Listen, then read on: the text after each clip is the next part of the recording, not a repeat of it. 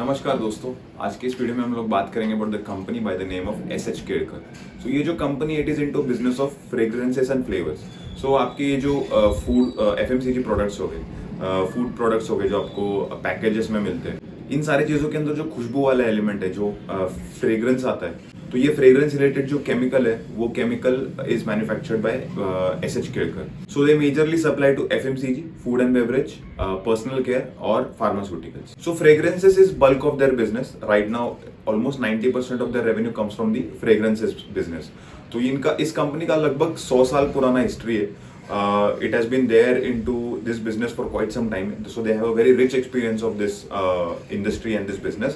तो 90% का इनका जो रेवेन्यू है वो फ्रेग्रेंस से आता है, एंड विद इन फ्रेग्रेंसेस लगभग 60% का बिजनेस इंडिया में है उनका।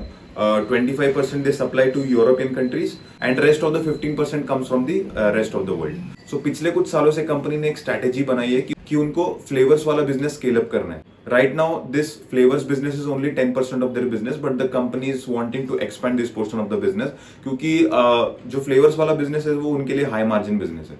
पिछले कुछ टाइम में कंपनी ने एक बैकवर्ड इंटीग्रेशन किया है जिसमें ये लोग ग्लोबल इंग्रेडिएंट्स बनाते हैं। सो ये इनके this works as a raw material for their main product. ये प्लांट कंपनी ने आई थिंक फेब 2024 इटसेल्फ में ऑपरेशनलाइज कर दिया था। अब बात करें इस क्वार्टर की, तो इस हाफ ईयर में कंपनी ने 12% का रेवेन्यू ग्रोथ रिपोर्ट किया है, and their EBITDA margin was somewhere around 14.5%. EBITDA margin has actually declined, and even the actual EBITDA has declined year on year. The reason for this mediocre kind of growth number is क्योंकि company बोल रही है कि Europe में the demand was very soft.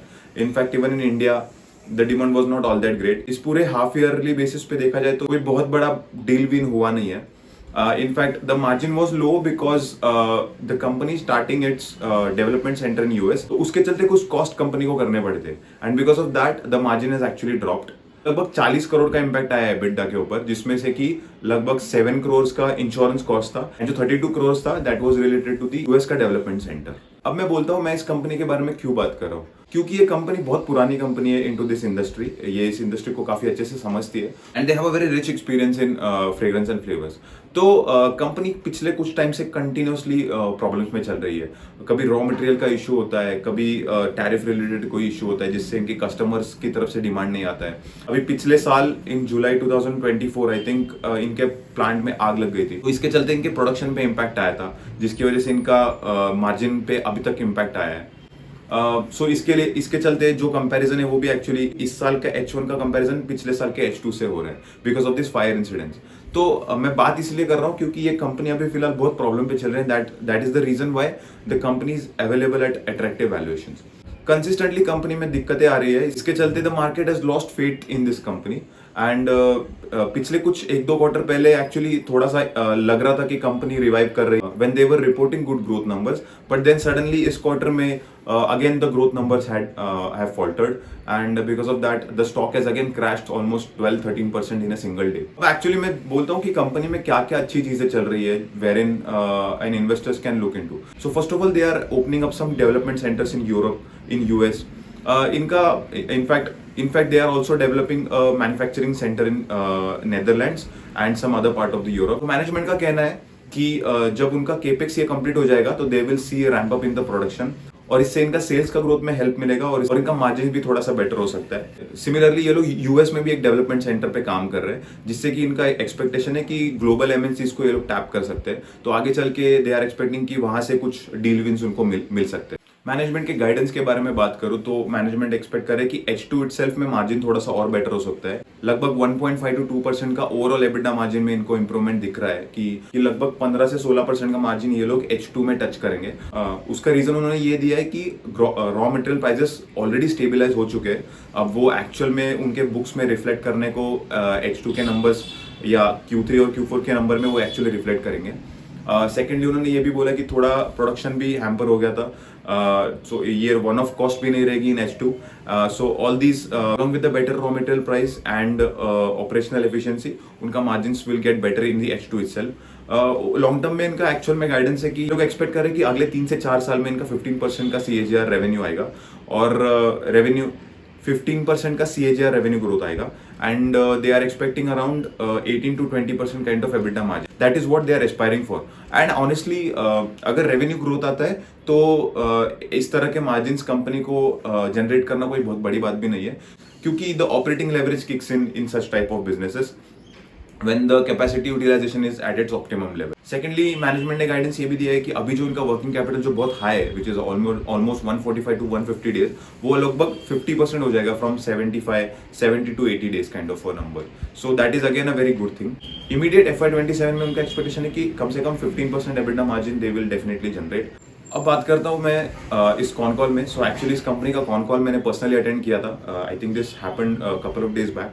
And so वहाँ पे investors ने actually management को बहुत टफ सवाल पूछे थे. एंड ऑफ कोर्स वो सवाल भी जस्टिफाइड थे, क्योंकि पिछले कुछ टाइम से company has been consistently into issues. जैसे मैंने बोला राइट कि इनके प्लांट में आग लग गई थी, या कभी रॉ मटेरियल का इशू हो गया था, उसके चलते इनका ग्रोथ में बहुत प्रॉब्लम आ रहा है. कभी मार्जिन इम्पैक्ट होता है, कभी ग्रोथ इम्पैक्ट होता है, कभी प्रोडक्शन हैम्पर हो रहा है किसी ना किसी रीजन की वजह से. सो उस सवाल से एक्चुअली मुझे पता चला कि how tough it is to run a publicly listed company, right. क्योंकि as a startup it's very easy to burn the money. आप VC से पैसा उठा सकते हो, you can just burn the money, you don't need to care about the profits. All you need to care about की sales growth कितना आ रहा है. But in case of publicly listed company, it's very hard. You are answerable to so many public investors. Couple of investors asked very tough questions to Mr. Kedar Vaze, and literally उन्होंने यही बोला कि I am stunned by your question. हम लोग कोशिश कर रहे हैं. तो इन्वेस्टर हर तरह के सवाल पूछते हैं कि यार आप लोग कॉन्ट्रैक्ट मैन्युफैक्चरिंग क्यों नहीं ट्राई करते हो, आप लोग ये क्यों नहीं ट्राई करते हो, वो क्यों नहीं ट्राई करते हो. And then he had to answer everything. I think उन्होंने बहुत ग्रेसफुली सारे सवालों का जवाब दिया था. एक जो लास्ट ईयर उनके प्लांट में जो इशू हो गया था, उसके चलते अभी भी they have not reach to the optimum production capacity. Secondly, ये लोग जो अभी एग्जिस्टिंग सिचुएशंस में भी ये लोग अभी भी इन्वेस्टमेंट्स किए जा रहे हैं, या तो डेवलपमेंट सेंटर्स में कर रहे हैं, या प्रोडक्शन कैपेसिटी पे कर रहे हैं, इंडिया में कर रहे हैं, यूरोप में कर रहे हैं. सो आई थिंक उसका भी ऑप्टिमल बेनिफिट आया नहीं है. And for sure the investors and markets have lost confidence in this company. That's why it's trading at such a low valuation. तो मैं इसकी वैल्यूएशन की बात करूँ तो ये लगभग 8 to 9 times its FY26 EBITDA पे ट्रेड कर रहे हैं. I think इस कंपनी को स्पेशलिटी केमिकल कंपनी बोलना will not be very wrong. Anyways, what they are producing, it's very essential and it's not commoditized in nature. इनके पास कुछ खुद के डेवलप किए हुए कंपाउंड्स है, केमिकल से, फ्रेग्रेंसेस है, फ्लेवर्स है.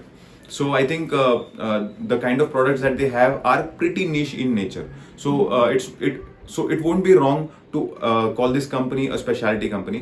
मैं अभी भी केमिकल सेक्टर के बारे में सीख रहा हूँ, एंड मैंने सोचा है कि कंपनी किसी भी केमिकल कंपनी को अगर मुझे पढ़ना है तो rather than tapping the industry, मैं कंपनी लेवल पे पढ़ रहा हूँ. मैं जस्ट एक कंपनी पढ़ रहा हूँ. I am understanding about that particular product, उसका मार्केट. मैं इस स्टॉक को एक्चुअली ऐसे ही देख रहा हूँ कि investors have lost confidence. It is trading at a very lucrative valuation. All the things are in place. इन्होंने ऑलरेडी बैकवर्ड इंटीग्रेशन किया है in their global ingredient business. Existing situation में भी ये लोग कैपेसिटी बढ़ाए जा रहे हैं. अब इट इज जस्ट अबाउट कि डिमांड कब आ रही है. एक बार इनके पास डिमांड आ गई, once they have a good deal wins, once they start executing those deals and the revenue growth comes in, immediately it will start flowing into the margins भी expand होगा, profitability भी आएगी, and suddenly the market will start realizing and paying up for the stock. So this is how I am looking at this stock. This is not a buy or sell recommendation. And one more thing, I am invested into this stock, so my opinions could be completely biased. So take my opinions with caution accordingly. But मेरा काम यहाँ पे actually आपको facts बताना है कि exactly company में क्या चल रहा है and how things are playing out in the company. So I am pretty much trying to give you the facts and just trying to give you a thought process as to how you can look at this facts. So इस company में कुछ ऐसी चीज़ें हमको track करनी है. Firstly हमको देखना है कि मार्जिन एक्सपैंड हो रहा है या नहीं, जैसे मैनेजमेंट ने बोला है. उनका अल्टीमेट टारगेट तो 18 to 20% तक पहुंचने का है, but as of now from 14.5% हमको देखना है कि क्वार्टरली बेसिस पे ये किस दिशा में जा रहा है. जैसे FY27 में they are expecting it to be 15%. So you need to keep a track on that.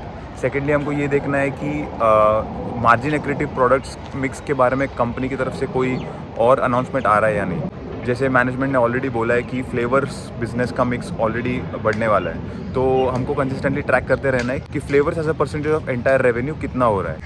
And definitely financial matrix के मामले में ये भी देखना है कि डेट टू इक्विटी रेशो किस दिशा में जा रहा है और एसेट टर्नओवर रेशो किस दिशा में जा रहा है, जिससे कि हमको ये पता चले कि ओवरऑल कैपेसिटी यूटिलाइजेशन कैसे जा रहा है। इन कुछ चीज़ों को हमको कंसिस्टेंटली ट्रैक करते रहना है। That's it about SH Kedkar. If you like this video, then please like, share, and subscribe.